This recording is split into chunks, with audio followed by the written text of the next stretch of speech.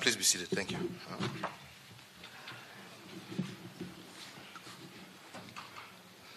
Ladies and gentlemen, indeed it's a great pleasure for me to welcome President Mohammed today on his first official visit to Kenya after his election as president.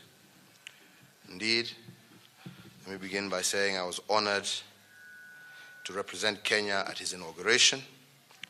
The event itself was a celebration of Somalia's democracy, which I was pleased to attend. It is also a pleasure to return the honor by hosting President Mohammed here in Nairobi, and we say, as we say in Swahili, karibu sana, Nairobi. President Mohammed is no stranger. He has previously served his country as a diplomat and also as Prime Minister. Kenya, like Somalia, is grateful for the diligence and skill with which he handled his heavy responsibilities as Prime Minister. And we welcome him to Kenya not only as a new president, but an old friend. And one proof of this is the celebration that broke out here in Kenya on the announcement of his election results. He visits here today to give our joint agenda a fresh start. That agenda is very clear. On a bilateral level, we have agreed to revitalize our engagement in all areas of mutual interest within the context of a reactivated Joint Commission of Cooperation. In particular, we agreed to take the following actions. Within the shortest possible time, open 2 border posts in Doble Liboy and Mandera Bulahawa, and to facilitate the movement of people, goods, and services. So, ladies and gentlemen, when people are talking about us putting up a wall, here we are opening borders. Kenya committed to train within our institutions and at government cost 200 teachers, 200 nurses, and 100 Somali administrators. Indeed, to support the enhancement of technical skills necessary for rehabilitation upon return of the refugees, Kenya will establish a technical training institute for youths currently in the refugee camps, as well as the environs of Dadaab. And this, I believe, will greatly help in providing these young men and women the necessary skills that they will require to develop and grow Somalia. We've also directed the security teams from both countries to meet immediately and agree on modalities of relaunching direct flights between Nairobi and Mogadishu, and this is to happen with the first flight being within 2 weeks.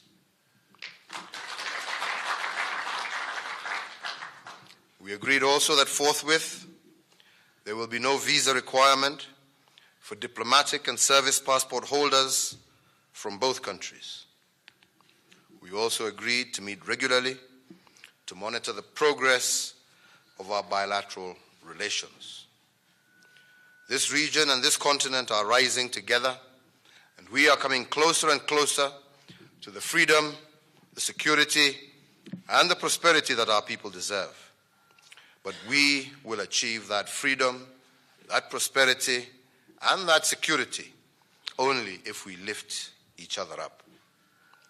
None of us can do it on our own. We will either rise together or fall separately. If Somalia prospers, so too does Kenya. If Somalia is peaceful, so too is Kenya. It is therefore upon us to do all we can to help each other secure these goods for our people. That, ladies and gentlemen, is how we will lift each other, and that, ladies and gentlemen, has been the focus of our talks. I don't have to tell you that a country, many of whose people have been displaced, is a country still at risk of unrest or worse. Again, we all know the strength, the enterprise, and the optimism of Somalia's people. As neighbors, ours is to stand with them and with their country. And that is why we have discussed deeply with President Mohammed, convinced that we can work together to rebuild their nation and secure our joint prosperity. We will also, tomorrow, continue with our discussions as we continue with the IGAD Special Summit on durable solutions for Somalia refugees, which indeed it is our pleasure to host. With those few remarks, let me also add just a little point there, that Al-Shabaab remains ready and continues to kill many Somalis, many Kenyans, and we have agreed that we must continue our fight against these evil criminals until they are no longer a threat. Ladies and gentlemen, in conclusion, I can only say that the discussions that we have had with my brother have been excellent, and I strongly, strongly believe that we have set a reset button, and that if we continue in the manner that we have started today, I have no doubt we shall be able to achieve great things for our two countries. So finally, Mr. President, let me welcome you to make a few remarks to these good people here. Karibu sana. Thank you, Mr. President. Let me begin by thanking you and the great people of Kenya for hosting us and providing us with outstanding hospitality and reception. It's indeed a pleasure for me to be here today, Mr. President. Today is a new day. We discussed how our two brothering countries can work together to grow and prosper together. Kenya is one of the Somali's strongest allies and partners in East Africa, from hosting the largest number of Somali refugees for decades and contributing the peace building and stability in Somalia through AMSOM. I would like to take this opportunity to thank Kenyan government and the Kenyan people to the sacrifices they have made to help Somalia. Cooperation between our two great nations is necessary to combat the challenges we face, including terrorism and poverty.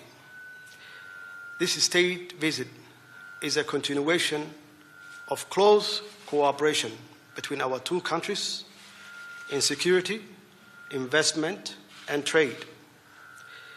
Close economic cooperation between Somalia and Kenya will not only help to improve the lives of our millions of people, but also it will also enhance the security situation in East Africa.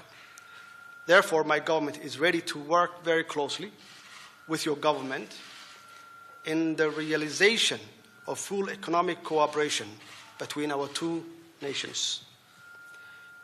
Mr. President, when it comes to trade, I believe that the answer is not only to remove barriers to trade, but it also to do trade right, making sure that it has strong labor standards, strong environmental standards that address ways in which the rights of the ordinary people of both countries are protected.